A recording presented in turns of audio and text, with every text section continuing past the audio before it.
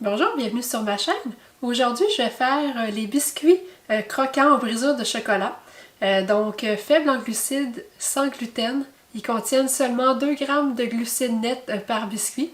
Vous allez voir, c'est vraiment les meilleurs biscuits cétogènes que vous pouvez manger. Ils ont un très bon goût de beurre et puis ils sont bien croustillants. On fait ça tout de suite.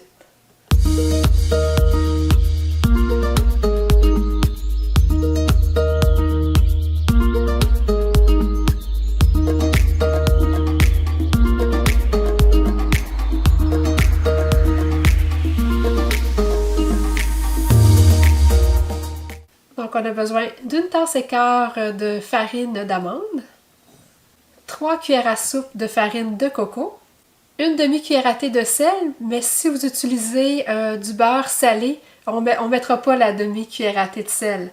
Donc moi, aujourd'hui, j'utilise du beurre salé, donc je ne vais pas mettre la demi-cuillère à thé de sel, sinon ça fait vraiment des biscuits trop salés.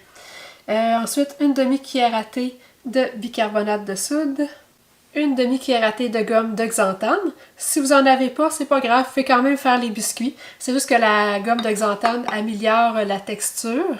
Donc c'est quand même bien d'en mettre, mais si jamais vous n'en avez pas, ça va quand même vous faire des très bons biscuits. Donc je vais brasser mes ingrédients secs, puis je vais les mettre de côté.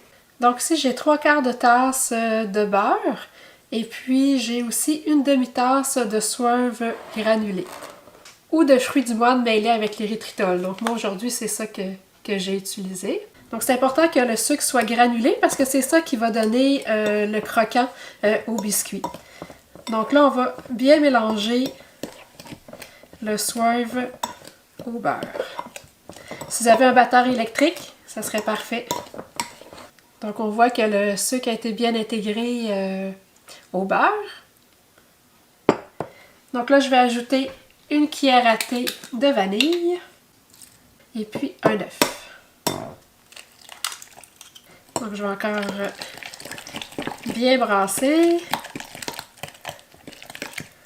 Je vais prendre mon mélange d'ingrédients secs puis je vais faire un trou au milieu, comme un puits. Puis je vais ajouter les ingrédients humides au centre. Et puis là je vais bien brasser. Donc, ça avait un batteur électrique, là. Continuez à travailler avec le batteur électrique. Donc, on brasse pour bien intégrer la farine au beurre. Et puis, quand ça commence à être bien mélangé, on va ajouter une demi-tasse de brisure de chocolat. Les brisures de chocolat que j'avais utilisées, c'est les brisures au chocolat Crisda. Ceux-là, on les retrouve chez Maxi, dans l'allée des produits bio. Ou sinon, vous pouvez aussi prendre n'importe quel chocolat, 85% ou plus, et puis le hacher tout simplement. Ça va être très bon aussi. Donc j'ajoute les brisures de chocolat, une demi-tasse. Et puis on va aussi ajouter une demi-tasse de noix. Donc ça peut être des packanes, ça peut être des noix de Grenoble. Moi aujourd'hui, je vais faire des biscuits de luxe. Je vais utiliser des noix de macadam hachées. Vous n'êtes pas obligé d'en mettre non plus, vous pouvez mettre juste les brisures de chocolat. Et puis on intègre tout ça au mélange. Les brisures de chocolat Crisda sont faibles en glucides. Ils sont sucrés à l'érythritol et puis au stevia. Et voilà, c'est fait. Donc on obtient une très belle pâte. Donc on va recouvrir le bol d'une pellicule plastique. Et puis on va mettre ça au réfrigérateur pendant 1 heure. Donc la pâte a reposé pendant 1 heure au réfrigérateur. Donc là, elle est prête à être mise sur une plaque à cuisson que vous allez recouvrir de papier parchemin ou d'un tapis de silicone.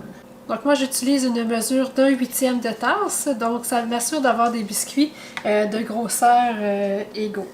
Donc là maintenant on va les aplatir comme il faut avec une fourchette. Et puis plus vous allez les faire minces, plus ils vont être croustillants. Vous devriez obtenir 16 biscuits. Puis il faut quand même laisser un espacement entre chaque biscuit parce que lors de la cuisson, ils vont s'étendre. Donc ils sont prêts à aller au four à 375 degrés Fahrenheit pendant 10 minutes. Donc les biscuits sont prêts, je viens de les sortir du four. Donc à la sortie du four, ils vont être encore mous. Ils ne seront pas croquants tout de suite. C'est quand le sucre granulé va refroidir que là, ils vont devenir vraiment plus craquants. Donc ne vous inquiétez pas s'ils sont mous, c'est normal. Donc là, c'est important de les transférer sur une grille pour bien les laisser refroidir. Les biscuits sont maintenant prêts à être dégustés. Ils sont maintenant bien refroidis. Donc, je vais vous montrer ça. Donc, ils sont parfaits, bien craquants. Ça donne quand même une belle grosseur de biscuits. C'est une belle portion. Et puis pour chaque biscuit, vous allez calculer 18 g de lipides, 2 g de glucides nets et 3 g de protéines. Donc avec 18 g de lipides, c'est le dessert parfait pour compléter un repas qui n'aurait pas été assez gras. C'est vraiment bon. En tout cas, ceux qui pensent qu'on se prive en keto avec ces biscuits-là, vous n'aurez vraiment pas l'impression de vous priver. C'est vraiment bon. Donc n'hésitez pas à les faire, laissez-moi un commentaire et surtout n'oubliez pas de vous abonner à ma chaîne pour ne manquer aucune recette.